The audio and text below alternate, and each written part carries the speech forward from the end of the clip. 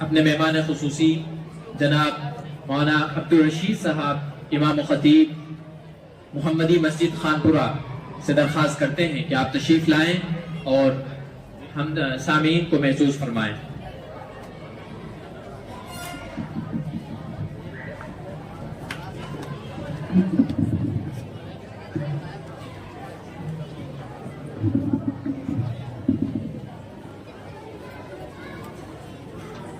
بسم الله الرحمن الرحيم. الحمد لله الذي خلق الأكوان وصرف فيها الإنسان ثم وهبه الحكمة والإيقان وعلمه البيان، والصلاة والسلام على صفوة خلقه إمام العلم والعرفان وعلى آله وأصحابه ذوي المعرفة والإيمان. أما بعد، إن الله سبحانه وتعالى قال: فأعوذ بالله من الشيطان الرجيم. بسم الله الرحمن الرحيم. اقرأ باسم ربك الذي خلق، خلق الإنسان من علق. اقرأ وربك الأكرم الذي علم بالقلم، علم الإنسان ما لم يعلم. صدق الله العظيم. وقال النبي الصادق المصدوق صلى الله عليه وسلم: يقال لصاحب القرآن: اقرأ وارتقي ورتل كما كنت ترتل في الدنيا فإن منزلك عند آخر آية تقرأها، أو كما قال النبي الصادق المصدوق صلى الله عليه وسلم. معزز مہمان خصوصی اور اراکین جامعہ اور باہر سے تشریف لانے والے تمام، اسی طرح طلباء اور طالبات، آپ سب لوگوں کا یہاں پر تشریف لانا بہت بڑی خوشی کی بات ہے۔ اللہ پاک آپ کی آمد کو قبول فرماوے اور آپ کی برکت سے اس جامعہ کو ہمیشہ کے لیے چار چاند لگا دے۔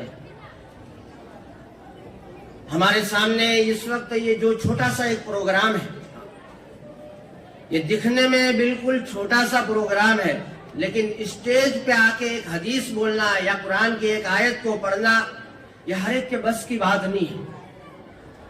آپ لوگ کافی وقت سے معائنہ کر رہے ہیں، معصوم چھوٹے چھوٹے بچے آپ کے سامنے سیرت کے عنوان پر، قرآن کریم کے عنوان پر، اسی طرح اخلاقیات پر، دینیات پر آپ کے سامنے چھوٹی چھوٹی باتیں پیش کر رہے ہیں۔ اب اس سے اندازہ لگائیے کہ اس کے پیچھے کتنی محنت ہوئی ہوگی۔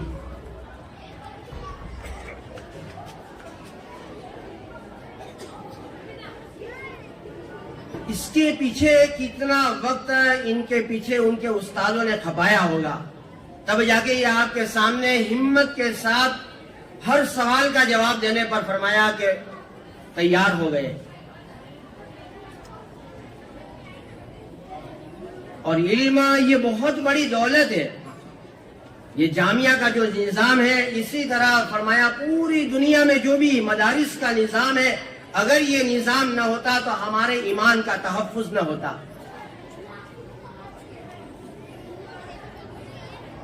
اس لیے ہر ایک سے ریکویسٹ ہے کہ جامعہ، ادارے، مکاتب ان کے نظاموں سے جڑ جاوے اور خود بھی سیکھے۔ اللہ کے نبی علیہ السلام کا یہ ارشاد ہے کہ قرآن کا علم، قرآن کو خود کو سیکھنا اور دوسروں کو سکھانا، اس سے بہتر کوئی آدمی نہیں ہے۔ خیرکم من تعلم القرآن وعلمہ۔ اور علم بہت بڑی دولت ہے، لیکن عام طور پہ یہ سمجھا جانے لگ گیا کہ ایجوکیشن آدمی جو سیکھتا ہے اسی کو علم سے تعبیر کیا جا رہا ہے، حالانکہ وہ علم نہیں ہے، وہ ہنر ہے، وہ فن ہے۔ علم تو جو قرآن میں ہے یا جو حدیث میں ہے، جس کو محمد الرسول اللہ دنیا میں لے کر تشریف فرما ہوئے، اسی کا نام علم ہے۔ اور اسی علم میں نجات ہے، اسی دین میں نجات ہے، اسی میں نجات دنیا اور آخرت کی ہے۔ علم اتنی بڑی دولت ہے کہ نورانی مخلوق کو، نوری مخلوق کو بھی خاکی مخلوق کے سامنے جھکنے پر مجبور کرنے والی دولت علم ہے۔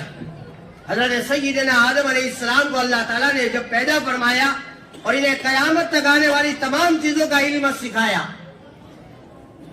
پھر آپ کو فرشتوں کے سامنے پیش کیا گیا اور فرشتوں کو اللہ نے یہ بات بتائی کہ میں دنیا میں انسان نامی ایک مخلوق دنیا میں پیدا کرنے والا ہوں، تو سارے فرشتوں نے جواب میں یہ فرمایا کہ اللہ ہم ہیں نا جو تیری تعریف، تیری پاکی، تیری تسبیح، تیرا گون گانے والے ہم ہیں نا، ان انسانوں کو پیدا کرنے کی کیا ضرورت ہے؟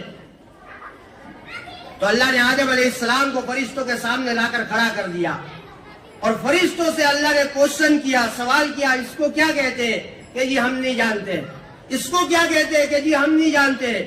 آدم علیہ السلام سے پوچھا تو آدم علیہ السلام کو اللہ تعالیٰ نے اس کا علم دیا تھا، سکھایا تھا، تو قیامت تک آنے والی تمام چیزوں کا علم سکھانے کی وجہ سے حضرت آدم علیہ السلام نے سب کو فرمایا کہ بتایا۔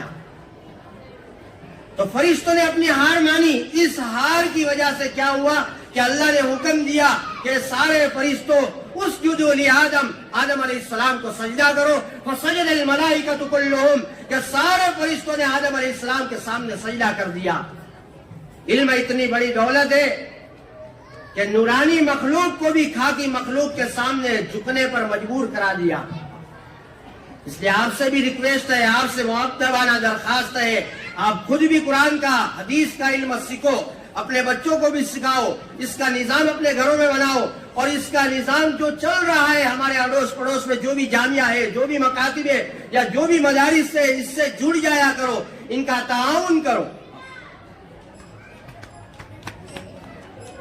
شیخ زکریا رحمۃ اللہ علیہ نے ایک جگہ لکھا ہے کہ بدبخت لوگوں کو اللہ پاک علم سے محروم کر دیتا ہے، اور نیک بخت انسانوں کو علم کا الہام کرتا ہے۔ علم بہت بڑی دولت ہے۔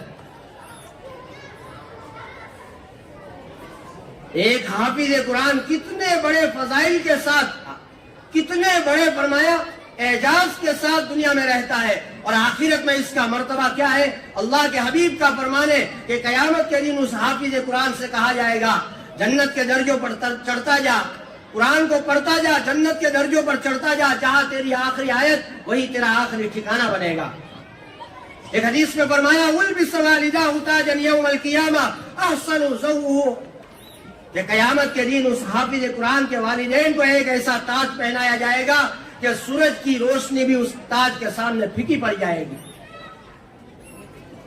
تو یہ علم ہم حاصل کر سکتے ہیں، ہمارے بچے حاصل کر سکتے ہیں، ہمارے بڑے حاصل کر سکتے ہیں، ہماری مستورات ماں بہن بیٹیاں حاصل کر سکتی ہے، لیکن اس کے لیے کشٹ ہے، قربانی ہے، تھوڑا فرمایا کہ وقت دینا پڑتا ہے۔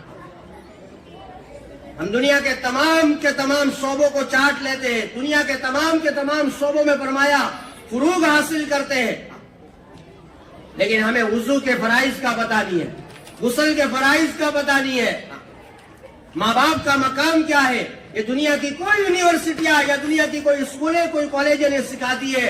ماں کا مقام، باپ کا مقام، بھائیوں کا مقام، رشتہ داروں کا مقام، اللہ کون ہے، کتنی بڑی طاقتوں کا مالک ہے، محمد الرسول اللہ کا مقام کیا ہے، اہل بیت کا مقام کیا ہے، اہل بدر کا مقام کیا ہے، اہل احد کا مقام کیا ہے، اہل حنین کا مقام کیا ہے، یہ سب چیز فرمایا کہ شریعت کے علم میں۔ اس لیے آپ سے ریکویسٹ ہے، مؤدبانہ درخواست ہے۔ ایک حدیث میں آپ علیہ السلام کا یوں ارشاد ملتا ہے اغدو عالما او متعلما او مستمعا او محبا، چار قسم میں سے ایک تو ضرور بن جانا، ولا تکن الخامس، پانچواں نہ بننا، فتہلک، ورنہ تم ہلاک ہو جاؤ گے۔ یا تو عالم بن جاؤ، یا تو علم کو غور سے سننے والے بن جاؤ، یا تو علم کو فرمایا پڑھنے والے بن جاؤ، یا تو علم اور علم رکھنے والوں سے محبت کرنے والے بن جاؤ۔ پانچواں نہ بننا، پانچواں کیا ہے کہ علم اور علم والوں سے، جامعہ اور مکتب والوں سے کوئی دشمنی مول نہ لینا، ورنہ تمہارا رب تمہیں ہلاک اور برباد کر دے گا۔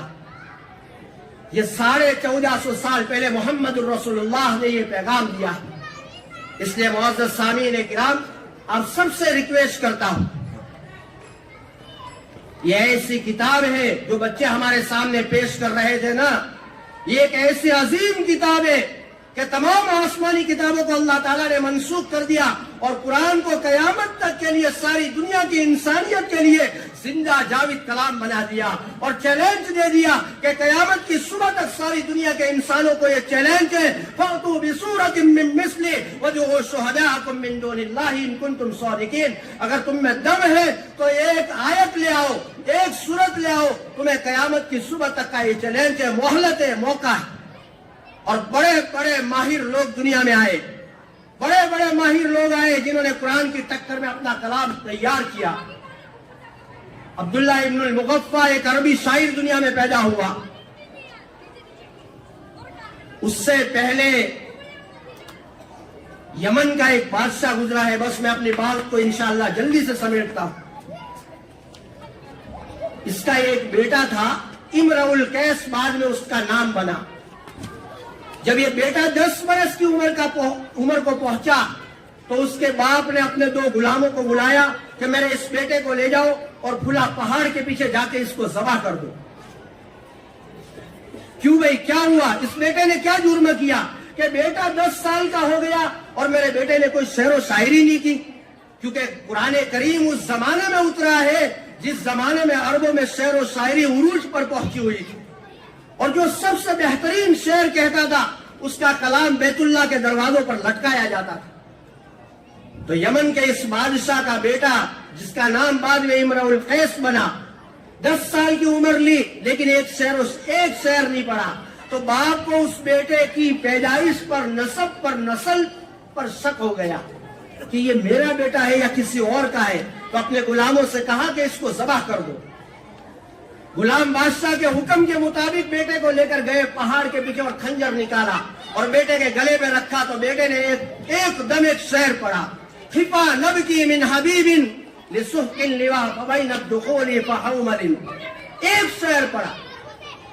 تو دونوں غلام اس بیٹے کو لے کر بادشاہ کے پاس آ گئے۔ جی آپ کہہ رہے ہیں یہ شاعر نہیں ہے، یہ تو آنے والے دور میں ایسا بڑا شاعر بنے گا، اس نے تو ایک ٹکڑے میں وہ کہہ دیا کہ بڑے بڑے شاعروں نے وہ نہیں کہا ہے۔ اس مصرے کو، اس ٹکڑے کو جب بعد میں یہ امرؤ القیس بنا تو اس نے اسی پر 70 اشعار کا قصیدہ پڑھا، اس کو بیت اللہ کے دروازوں پر لٹکایا گیا۔ اسی زمانے محمد الرسول اللہ پر قرآن اترنا شروع ہوا۔ جب بھی قرآن کی کوئی آیت آتی تو ایک شاعر کا کلام جاتا، 7 شاعروں کا کلام لٹکا ہوا تھا۔ قرآن کی دوسری آیت آتی تو پھر دوسرے شاعر کا کلام جاتا، کیونکہ قرآن سے خوبصورت کلام کوئی نہیں ہو سکتا ہے، اور نہ ہے، نہ ہو سکتا ہے، نہ ہوگا۔ تو 6 شاعروں کا کلام نیچے گر گیا، لوگوں نے اس کو اتار دیا۔ امرؤ القیس کو مرے ہوئے تاریخ نے آگے پلٹا کھایا اور 50 سال بیت گئے اور اس کا شعر بیت اللہ کے دروازے پر لٹکا ہوا تھا۔ وراثت میں اس کی بہن آئی، لوگوں نے اس کی بہن کو کہا کہ محمد الرسول اللہ پر اترنے والا کلام کیا تجھے سمجھ میں نہیں آتا ہے؟ تو اس کی بہن کہنے لگی میری بھائی کی ٹکر کا ابھی کوئی کلام نہیں آیا۔ اللہ نے اس زمانے میں ایک آیت اتاری، اس وقت میں ایک آیت اتاری جس میں نوح علیہ السلام کی قوم کی تباہی کا قصہ ہے۔ وَقِيلَ يَا أَرْضُ ابْلَعِي وَيَا سَمَاءُ أَقْلِعِي وَغِيضَ الْمَاءُ وَقُضِيَ الْأَمْرُ وَاسْتَوَتْ عَلَى الْجُودِيِّ وَقِيلَ بُعْدًا لِلْقَوْمِ الظَّالِمِينَ۔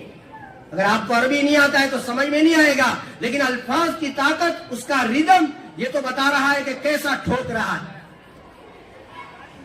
جب یہ آیت آئی تو امرؤ القیس کی بہن نے جا کر اپنے بھائی کے کلام کو اتارا، پھاڑ پھوڑ کے پھینک دیا۔ اس میں 19 قسم کی بلاغتیں ہیں اور 21 قسم کی فرمایا نحوی تعبیرات ہے۔ مفسرین علماء فرماتے ہیں 50 سال تاریخ آگے بڑھی، عبداللہ ابن المغفا آیا، بڑا عربی شاعر تھا، لوگوں نے اس کو لالچ دی کہ تو قرآن کے ٹکر میں کوئی کلام تیار کر۔ تو 1 سال تک اپنی ضرورت اصلیہ کے علاوہ اس نے اپنا قدم گھر سے باہر نہیں نکالا اور برابر لگا رہا اور 1 سال کے بعد ساری کتاب جو تیار کی ہوئی تھی لے کر نکلا۔ جیسے گھر کے دروازے سے نکلا، ایک گھر کی کھڑکی کھلی ہوئی تھی، عبداللہ یوں نکلا اور اس بچے نے یہی آیت پڑھی، وَقِيلَ يَا أَرْضُ ابْلَعِي وَيَا سَمَاءُ أَقْلِعِي وَغِيضَ الْمَاءُ وَقُضِيَ الْأَمْرُ۔ تو عبداللہ کانپنے لگا اور اس نے اپنا سارا 1 سال کا تیار کیا ہوا کلام اس کو پھاڑ پھوڑ کے پھینک دیا اور کہنے لگا قرآن کی ٹکر میں کوئی کلام بیان نہیں کر سکتا ہے۔ بھائیو شکر ادا کرے اللہ نے ہمیں ایسی عظیم کتاب دی، لیکن ایک بیماری یہ ہے کہ اس کی طاقت ظاہر کیوں نہیں ہوتی ہے؟ بندوق کی گولی ہاتھ میں رکھو تو کیا پتا چلے گا، لیکن اس کو نال میں رکھ کے اس کا سوئچ دباؤ تو اس کی طاقت کا اندازہ لگے گا۔ یہ قرآن جو صرف نانا نانی دادا دادی کی فاتحہ میں کھلتا ہو، یا جو صرف فرمایا رمضانوں میں کھلتا ہو، جو ززدانوں میں لپیٹا ہوا ہو، یا جو الماریوں میں سجایا ہوا ہو، اس کی طاقت مارکیٹوں میں بازاروں میں ظاہر نہیں ہوگی، لیکن جب یہ سینوں میں اتر جائے گا، جیسے معصوم بچے فرمایا سناتے ہیں، جس دن یہ سینوں میں اتر گیا، یاد رکھنا اس کی طاقت پوری دنیا کے جنگلوں میں بھی ظاہر ہو جائے گی۔ اللہ نے ہمیں ایسی کتاب دی، ایسا قرآن دیا ہے کہ ساری آسمانی کتابوں کا خلاصہ اللہ تعالیٰ نے قرآن میں فٹ کر دیا ہے۔ اس لیے میں آپ سے ریکویسٹ کرتا ہوں، مؤدبانہ درخواست کرتا ہوں، آپ خود بھی سیکھیں، خود بھی پڑھیں، اپنے بچوں کو بھی پڑھاوے۔ دنیاوی ایجوکیشن سے میں منع نہیں کر رہا ہوں، آپ ڈاکٹر بناوے، انجینئر بناوے، فلاسفہ بناوے، جغرافیہ بناوے، ساری دنیا کے تمام علوم سکھا دے، لیکن کم سے کم اللہ کا کلام تو اتنا تو ضرور سکھاوے، محمد الرسول اللہ کی سیرت تو اتنی ضرور سکھاوے کہ بچے کو پتا چلے کہ ماں کا مقام کیا ہے، باپ کا مقام کیا ہے، اتنا تو پتا چلنا چاہیے۔ اس لیے معزز سامعین کرام، اللہ نے ہمیں عظیم کتاب دی، اور اس کتاب کے نازل ہونے کا فیصلہ اسی مہینے میں ہوا تھا، نازل شب قدر میں کیا گیا۔ تو آپ سے بھی عاجزانہ درخواست کرتا ہوں، اپنے بچوں کو مدارسوں میں، مکتبوں میں، اداروں میں حافظ ہو جاوے تو بس نہ کرے، بلکہ آگے بڑھانے کی سوچے، ترقی تک پہنچاوے۔ علم بہت بڑی دولت ہے، علم بہت بڑی دولت ہے۔ کم بخت لوگوں کو اللہ پاک علم سے نوازتا نہیں ہے، بدبخت لوگوں کو اللہ علم سے نہیں نوازتا ہے، نیک بخت لوگوں کو اللہ پاک علم سے نوازتا ہے۔ اس لیے آپ کے اڑوس پڑوس میں ماشاءاللہ کتنا بہترین مضبوط ادارہ ہے، کتنا پرانا ادارہ ہے، کتنے حفاظ کرام اس ادارے سے فارغ ہو کر نکل گئے ہیں۔ ہم تو اڑوس پڑوس کے رہنے والے لوگ ہیں، باہر کے آ کے ہمارے ادارے میں پڑھتے ہیں، تو ہماری تو زیادہ ذمہ داری بنتی ہے کہ ہم اپنے بچوں کی تعلیم کے لیے اس ادارے سے جڑ جاوے، اس کا کچھ نظام بناوے۔ دنیاوی ایجوکیشن پر ہم کتنا لاکھوں روپے خرچ کر دیتے ہیں، لیکن دین کے لیے ہم کیا کرتے ہیں؟ آپ کا بیٹا اللہ نہ کرے، اللہ نہ کرے، اللہ نہ کرے کسی کے ساتھ یہ نہ ہوئے، کوئی انجینئر بن کر آیا، ڈاکٹر بن کر آیا، گھر کی دہلیز میں ابھی داخل نہیں ہوا تھا، اس سے پہلے ہی گر گیا اور مر گیا، تو آپ کی 20 سالہ محنت فیل ہو جائے گی، بیکار ہو جائے گی۔ لیکن آپ کا بیٹا اگر حافظ قرآن بن کے آیا، عالم دین بن کر آیا، محمد الرسول اللہ کی احادیث کا علم لے کر آیا، اور فرمایا اگر دنیا چھوڑ گیا تو وہ بھی آخرت کے میدان میں کامیاب، اپنے ماں باپ کو بھی کامیاب کرائے گا، بلکہ ایک حافظ قرآن قیامت کے دن 10 ایسے مجرمین کو جن پہ جہنم کی مہر لگ گئی ہوگی، اللہ سے سفارش کرا کے انہیں جنت تک پہنچا دے گا۔ اس لیے اگر ہم سب جنت تک پہنچنا چاہتے ہیں، اگر ہماری اولاد نہیں ہے، اڑوس پڑوس میں کوئی بچہ ہے، بچی ہے، انہیں حافظ قرآن بناوے، انہیں دین کا علم سکھاوے، انہیں محمد رسول اللہ کی سیرت بتاوے، یہ ہم سب کی ذمہ داری بنتی ہے، ہم سب کی ذمہ داری بنتی ہے۔ اللہ پاک مجھے کہنے سننے سے زیادہ عمل کی توفیق دے، وما علینا الا البلاغ المبین۔